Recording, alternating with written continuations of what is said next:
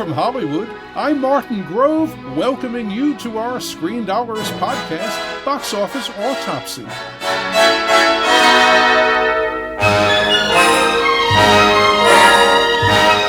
Right now, we'll look at the movie marketplace and analyze how things are going and where they're going, sharing some opinions from my perspective after decades of talking about Hollywood on CNN Entertainment Tonight and as a Hollywood Reporter columnist.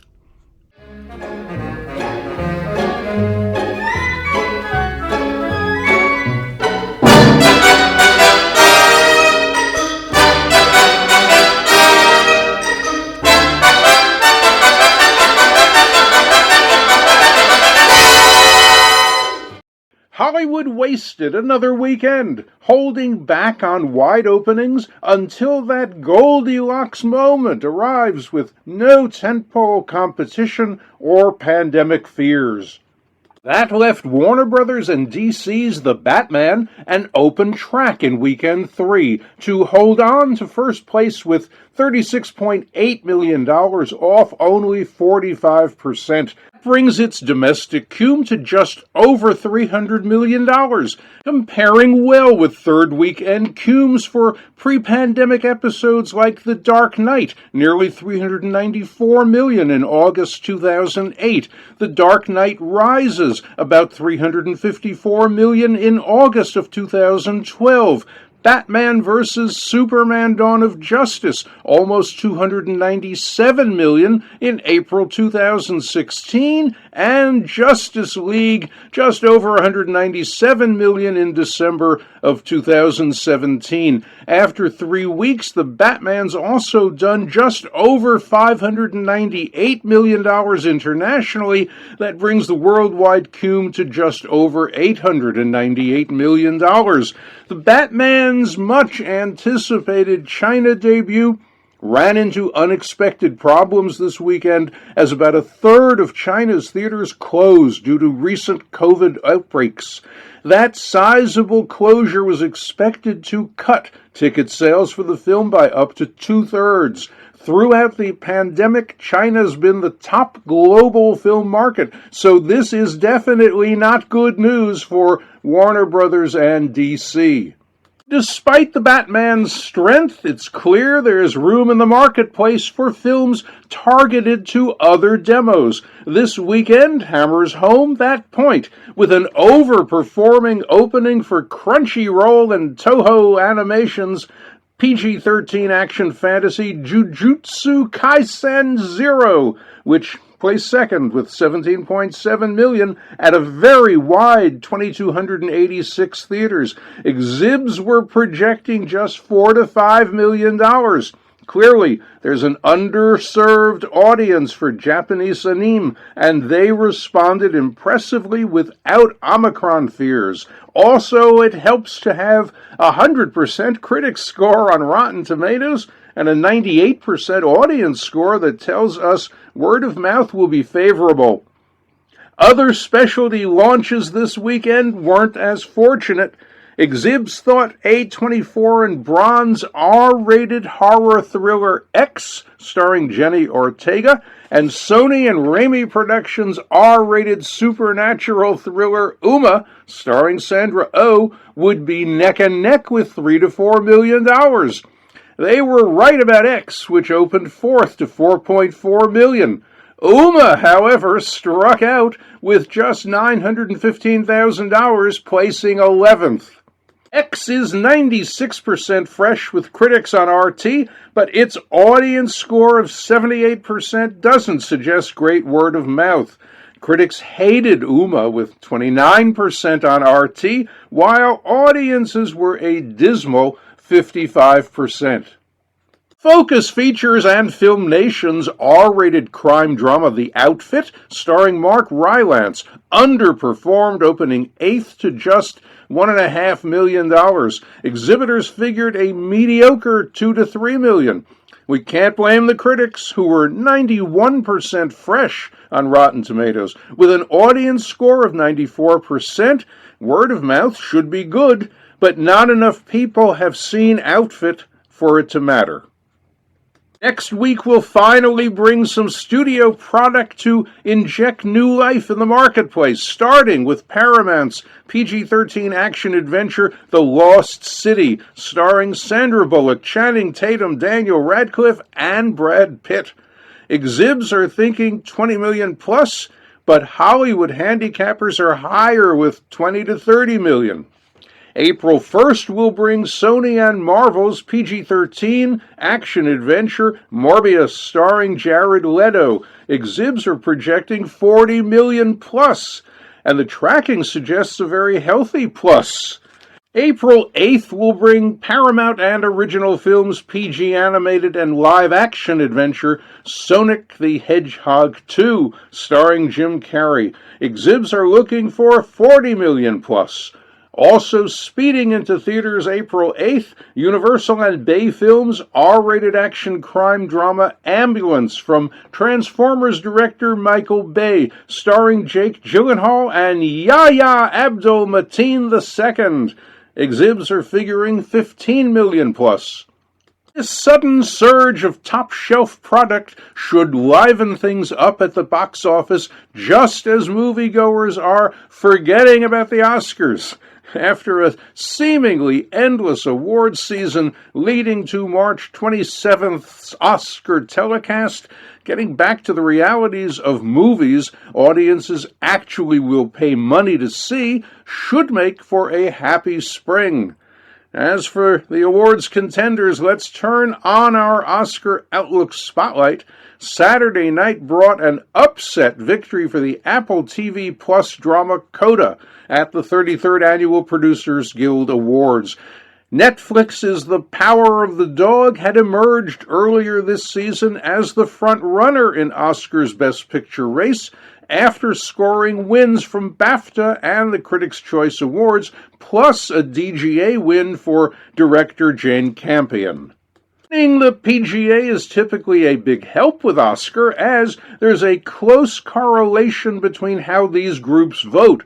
The preferential voting system used by both the PGA and the Academy works to the advantage of films that are widely liked versus really loved by a small voting bloc.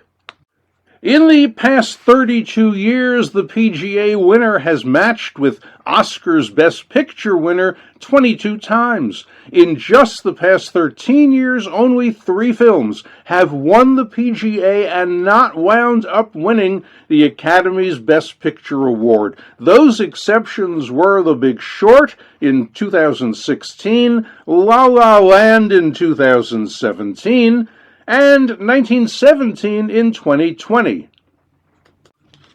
It's worth noting all 3 exceptions were in recent years, suggesting, perhaps, that as the Academy's membership has expanded for diversity purposes, with many more international members added, there may be less Oscar correlation now with the PGA. Coda previously won the SAG Award for Best Cast, showing the Actors Branch, the Academy's largest voting bloc, supports it. Recent buzz positioned Coda as Power's most powerful competition. Saturday's PGA win gives Coda the edge now to win Oscar night. The other PGA award that Oscar marketers keep a close eye on is Best Animated Feature, which went to Disney's Encanto. This scene from Encanto is a good reminder of why it's so well liked. Welcome to Family Madrigal, the home of the Family Madrigal. We're on our way, where all the people are fantastical and magical. I'm part of Family Madrigal. Oh my gosh, it's them! What are they doing? I can't remember all the names. I don't know who's who. All right, relax. It is physically impossible to relax. That's everything. What are your powers? Just tell us what everyone can do. And that's why coffee's for grown-ups.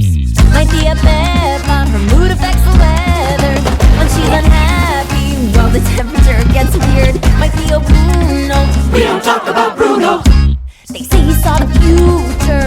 One day he disappeared. Oh, and that's why Mom Julieta, here's her deal. Whoa, the truth is she can heal you with a meal. Whoa, her recipes are remedies for real. If you're impressed, imagine how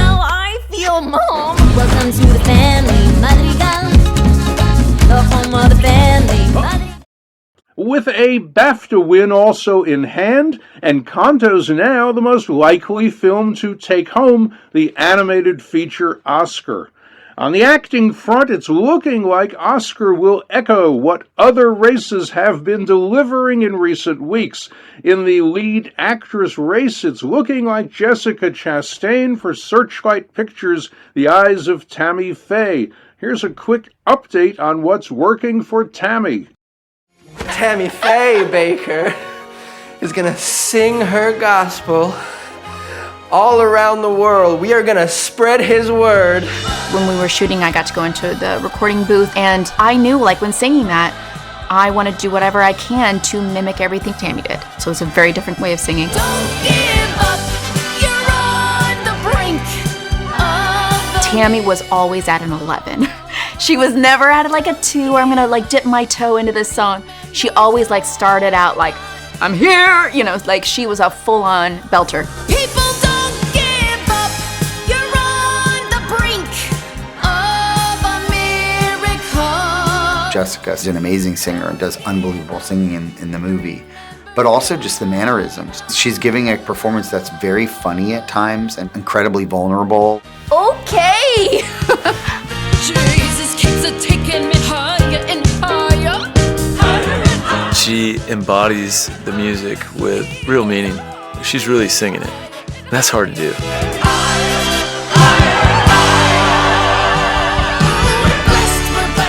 I was so scared. I sang a little bit in college, but I just am so embarrassed singing. I get really self-conscious. I get nervous. I get shy. All the nervousness, I just had to immediately switch it off because Tammy allowed herself to be seen. Unreal. That was a perfect first take. This is so good. She just didn't hide. She lives her life without shame. And I think that's also why so many people are drawn to her, because she was just who she was. We don't deserve it, but yet we are blessed.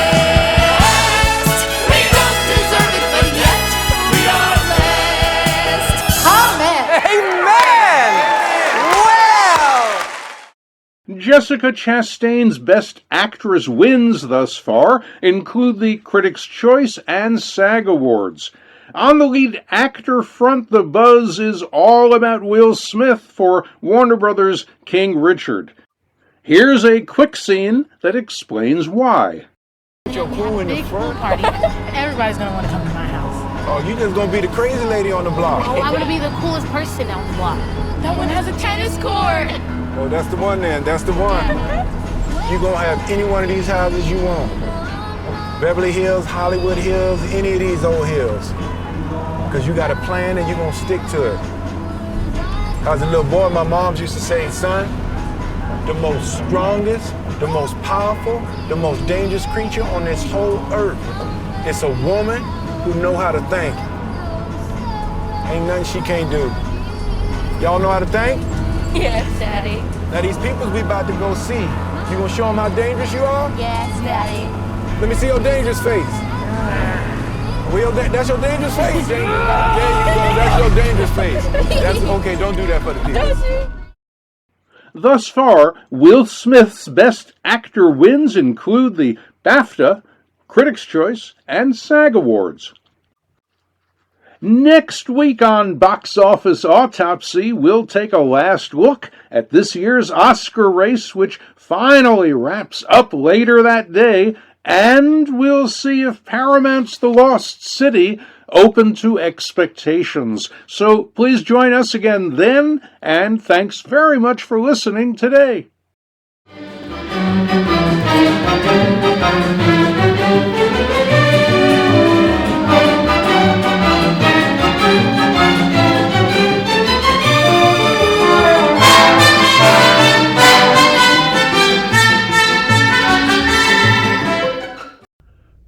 Time now for our film flashback look at what was happening in Hollywood right around now, way back then.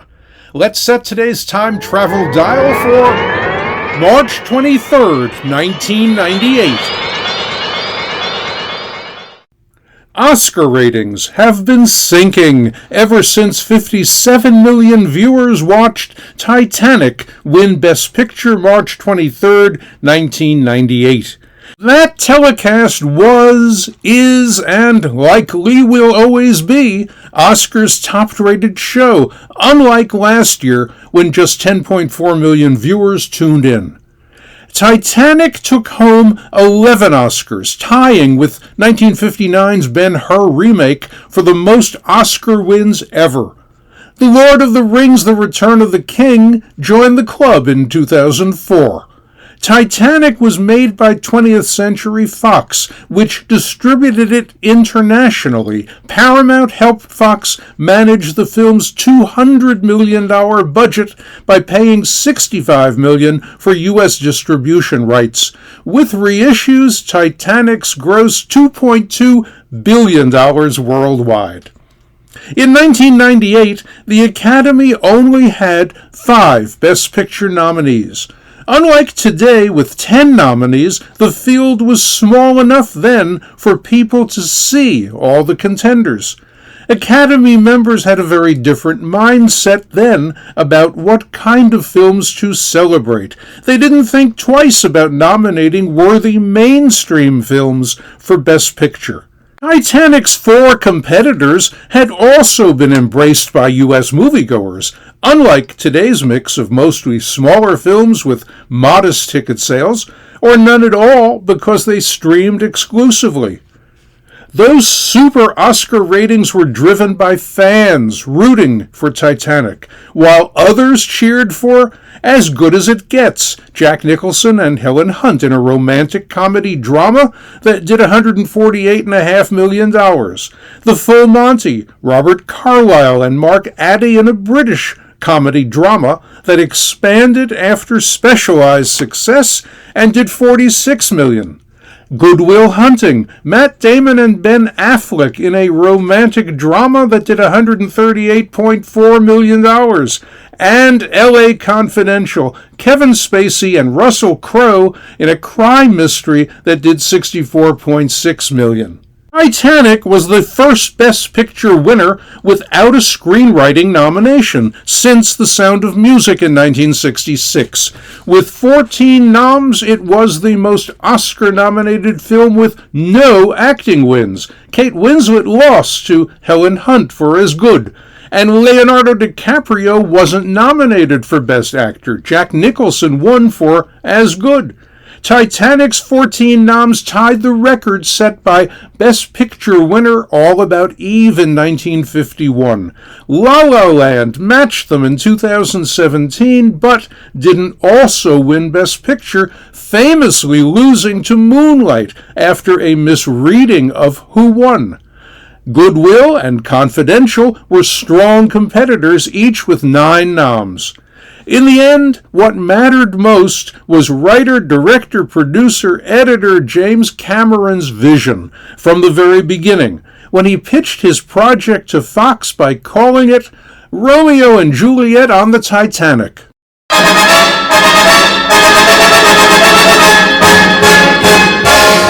And that's it for today's podcast.